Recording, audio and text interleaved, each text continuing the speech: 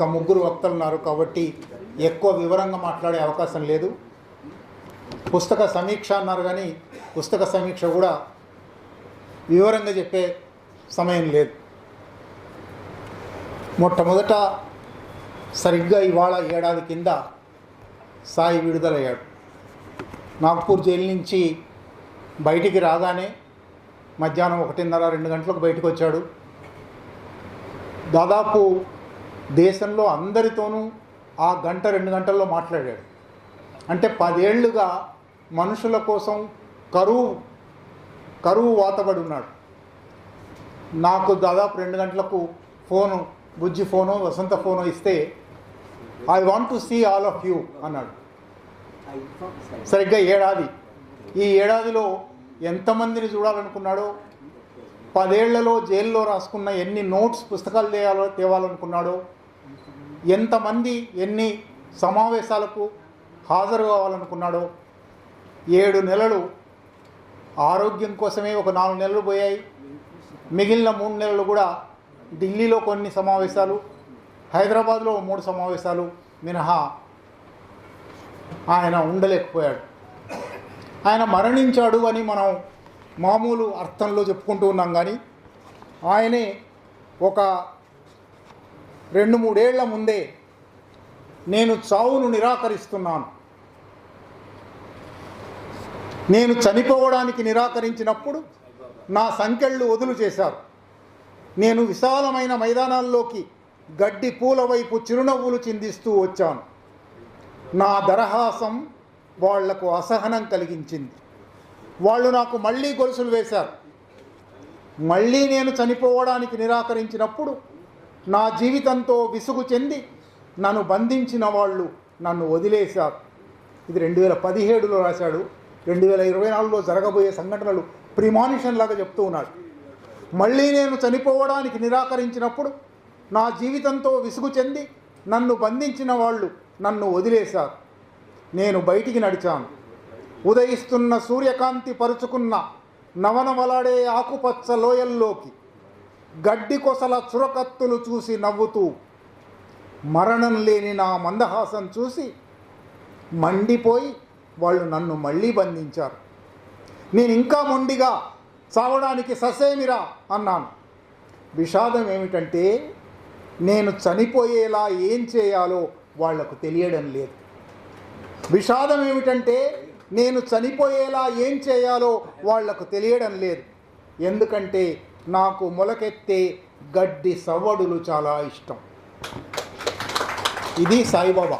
సాయిబాబా తన గురించి తానే, మామూలుగా ఇంగ్లీష్ సంప్రదాయంలో ఎపిటాఫ్ అంటారు, తన గురించి తాను చెప్పుకునే మాటలు.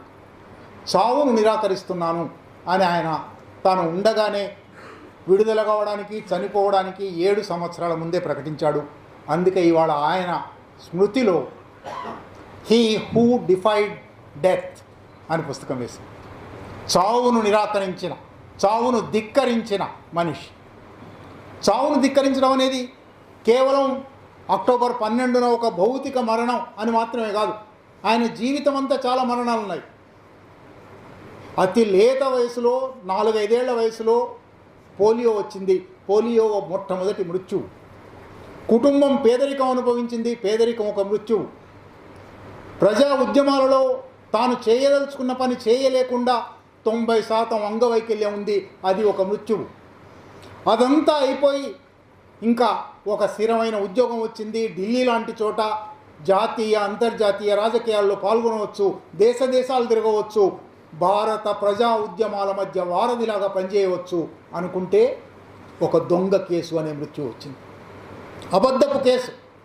ఆ కేసు కింద నిజానికి ఆ కేసు చూడగానే కొట్టేయవలసిన కేసు.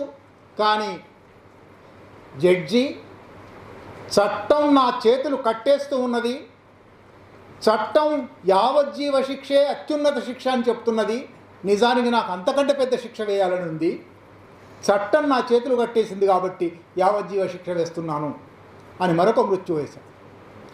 ఆ మృత్యువు తర్వాత 7 సంవత్సరాలు జైల్లో ఉంటే 7 సంవత్సరాల్లో దాదాపు ప్రతిరోజు, మరీ ముఖ్యంగా ప్రతి ఎండాకాలము, ప్రతి చలికాలము నాగపూర్లో ఎండలు, మండుటెండలు.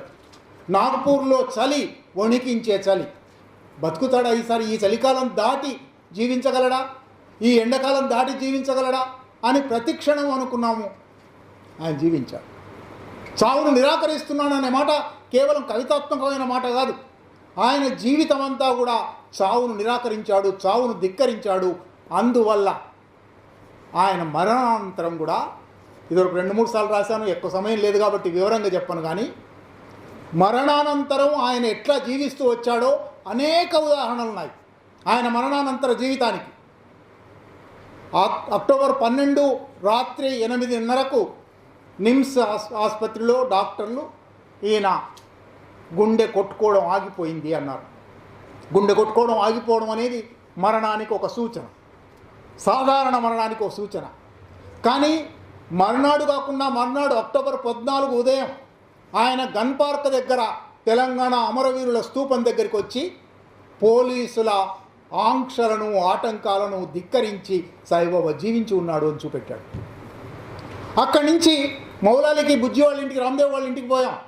రామ్దేవ్ వాళ్ళ ఇంటికి పోతే 5-6 గంటల పాటు 5-6 వేల మంది దేశవ్యాప్తంగా వచ్చిన వాళ్ళు, అన్ని వయసుల వాళ్ళు, అన్ని రాజకీయాల వాళ్ళు. మరణానంతర జీవితం అంటే ఆయన జీవితం పొడవునా చేసింది అదే పనే, ఐక్య సంఘటనలు నిర్మించడం, అనేక రకాల ప్రజలను ఒక శిబిరం దగ్గరికి తేవడం, అనేక రకాల ప్రజా సమూహాలను, ప్రజా ఉద్యమాలను ఒక్కచోటికి తేవడం. మరణానంతరం కూడా ఆయన ఆ పని చేశాడు. మౌలాలి కమాన్ దగ్గర, రామ్దేవ్ ఇంటి దగ్గర, ఇవాళ ఇక్కడ కొందరైనా ఆ రోజు వచ్చి ఉన్న వాళ్ళు ఉంటారు. ఎంత విస్తృతమైన సభ అది, ఆయన జీవితం అంతా నడిపిన సభ లాంటిది. అవి మాత్రమే కాదు, ఆయన మరణానంతర జీవితం, ఇప్పుడు ఆయన చనిపోయి 5 నెలలైంది. ఈ 5 నెలల్లో కొన్ని వేల మంది ఆయన గురించి మాట్లాడారు, కొన్ని వందల మంది ఆయన గురించి వ్యాసాలు రాశారు, కవిత్వం రాశారు. తెలుగులోనే ఆయన గురించిన కవిత్వం 2 సంపుటాలు వచ్చింది. ఇంగ్లీష్లో అనేక మంది కవిత్వం రాశారు, వ్యాసాలు రాశారు. ఇవన్నీ ఆయన సహచరులు, మిత్రులు అనుకోవచ్చు. భారతదేశంలో జర్మనీ రాయబారి, భారతదేశంలో ఫ్రాన్స్ రాయబారి, నిజానికి దౌత్య సంబంధాల రీత్యా ఒక దేశంలోని అంతర్గత వ్యవహారాలను ఆ రాయబారి మాట్లాడకూడదు అని ఒక నియమం ఉంటుంది. కానీ సాయిబాబా చాలా బ్రీఫ్గా కలిసాము, కానీ ఎంత గొప్పవాడు, ఆయన చనిపోయినందుకు మేము దుఃఖిస్తున్నాము, విచారిస్తున్నాము అని ఫ్రాన్స్ రాయబారి, జర్మనీ రాయబారి ఉత్తరాలు రాశారు మంజీరకు, వసంతకు. అవి మాత్రమే కాదు, ప్రపంచవ్యాప్తంగా కనీసం 10-15 దేశాల విప్లవ పార్టీలు ఆయనకు సంస్మరణ ప్రకటించాయి. 10-15 దేశాల్లో సభలు జరిగాయి. దేశమంతా దాదాపు అన్ని ప్రధాన నగరాల్లోనూ సాయిబాబాను తలుచుకుంటూ సభలు జరిగాయి. ఆంధ్రప్రదేశ్లో, తెలంగాణలో కనీసం 100 సభలు జరిగాయి. సాయిబాబా మరణానంతర జీవితానికి ఇంతకన్నా కావాల్సిందేమిటి? అయితే ఇక్కడ మేము చేసిన పని ఇంత విస్తారమైనది ఒక్కచోటికి తేలాం. ఇంగ్లీష్లో రాసిన వాళ్ళు, ప్రపంచవ్యాప్తంగా పేరున్న వాళ్ళు, అట్లాగే తెలుగులో అరుణతార ఒక ప్రత్యేక సంచిక వేసింది కాబట్టి అరుణతార ప్రత్యేక సంచికలో దాదాపు 20 మంది ఆయన గురించి జ్ఞాపకాలు, అనుభవాలు పంచుకున్నారు కాబట్టి, కవిత్వం రాశారు కాబట్టి, వాళ్ళ నుంచి కూడా కొందరిని అనువాదం చేసి 25 రచనలతో, ఒక్కటే కవిత 24 వ్యాసాలు. ఒక్క కవిత వసంత రాసిన కవితది. సాయి చనిపోయిన తర్వాత సాయిని ఉద్దేశించి, సాయిని అడ్రస్ చేస్తూ తమ అనుబంధం గురించి, సాయి తన జీవితంలో తెచ్చిన మార్పు గురించి, సాయి ప్రజాస్వామిక స్వభావం గురించి, ఉద్యమాల గురించి వసంత అద్భుతమైన కవిత తెలుగులో రాసింది, దాని అనువాదము. మంజీరా తండ్రికి ఒక ఉత్తరం రాసింది. నిజానికి మంజీరకు తండ్రికి ఆయన జైల్లో ఉన్నప్పుడు చాలా ఉత్తరాలు నడిచాయి. చివరి ఉత్తరం, సాయిబాబా చదవలేని ఉత్తరం, ఆమె ఇక్కడ రాసింది. రామ్దేవ్ తన అన్నతో తన చిన్నప్పటి నుంచి ఉన్న జ్ఞాపకాలు రాశాడు. అట్లా ఆ 3 కుటుంబ సభ్యులు కాకుండా అనేక మంది, Meena Kandasamy, Paranjoy Guha Thakurta, Manu Sebastian, professor G Haragopal, professor Anand Teltumbde, professor Ashok Kumbham, Rona Wilson, Anjana Meenakshi, professor Saroj Giri, professor Karen Gabriel, professor Madhu Prasad, వీళ్ళందరూ ఇంగ్లీష్లో ఒరిజినల్గా రాశారు. అవన్నీ యాజ్ ఇట్ ఈస్గా ఈ పుస్తకంలో చేర్చడం జరిగింది. ఈ పుస్తకాన్ని సమీక్షించబోవడం లేదు, దానిలో ఉన్న బయటి విషయాలు మాత్రమే చెప్తున్నాను. మీరు తప్పకుండా ఇది 200 రూపాయలు పెట్టారు, ఇవాళ 150 రూపాయలకి ఇస్తున్నారు, కొనుక్కొని చదవండి. తెలుగులో కూడా నల్లూరి రుక్మిణి, పాణి, ప్రొఫెసర్ సి కాసిం, కె సజయ, సిఎస్ఆర్ ప్రసాద్, కేఎంఎంఆర్ ప్రసాద్ అని సాయికి ఇంటర్మీడియట్ నుంచి ఇప్పటిదాకా చనిపోయేదాకా చాలా ప్రాణమిత్రుడుగా ఉన్న కాకినాడ మిత్రుడు. అట్లాగే బిఎస్ రాజు అని ఆయనతో వేరు సందర్భాలలో, ఉద్యమాలలో, జీవితంలో, పోరాటాలలో, న్యాయ పోరాటంలో కలిసి ఉన్న వాళ్ళు అనేక మంది రాశారు. అవన్నీ ఒక చోటికి వచ్చినాయి. ఇవి కాకుండా ఇంతకుముందు నేను చెప్పిన సంతాప సందేశాలు, సంస్మరణ సందేశాలు, అవి ఈ పుస్తకమే ఇప్పుడు 240 పేజీలు అయింది. సంస్మరణ సందేశాలు మరొక 240 పేజీలు ఉన్నాయి. వాటిని ఇక్కడ తేకుండా వాటిని ఇందులో కలపలేదు, కేవలం వ్యాసాలు మాత్రమే తెచ్చాము. ఇది చదివితే సాయి సమగ్ర వ్యక్తిత్వం అర్థమవుతుంది. సాయి ఎన్ని రంగాల్లో పనిచేశాడు, సాయి ఎంత పని చేశాడు, సాయి ఎంతమంది మీద ప్రభావం వేశాడు, ఇవి అర్థం చేసుకోవడానికి ఈ పుస్తకం చదవాలి. నిజంగానే సాయి హూ డిఫైడ్ డెత్, చావును ధిక్కరించాడు, చావును నిరాకరించాడు.